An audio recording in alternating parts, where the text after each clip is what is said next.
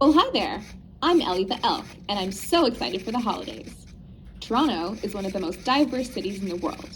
Let me tell you about some of the traditions different people from around the city will be celebrating as part of this holiday season.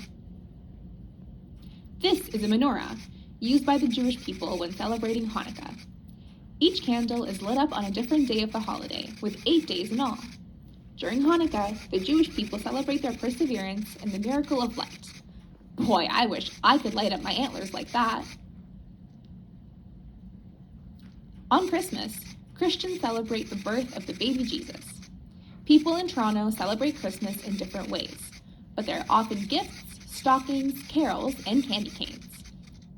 On Christmas, people put trees in their house and decorate them with ornaments. I get to see great trees all year because I live outdoors, but Christmas trees look especially pretty. See this? This is a Kinara. Each candle on the Kinara celebrates a different principle of Kwanzaa, like unity or self-determination. Kwanzaa celebrates African heritage in North America, but some people celebrate it along with Christmas. This holiday takes its name from the Swahili phrase for first fruits, so sometimes fruits and vegetables are eaten.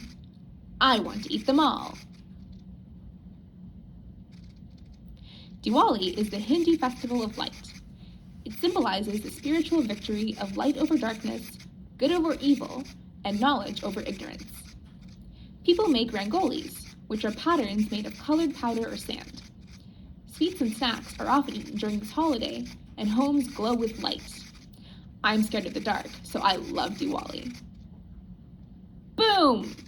New Year's is one of my favorite holidays because New Year's is a secular holiday anyone can celebrate no matter their religious background.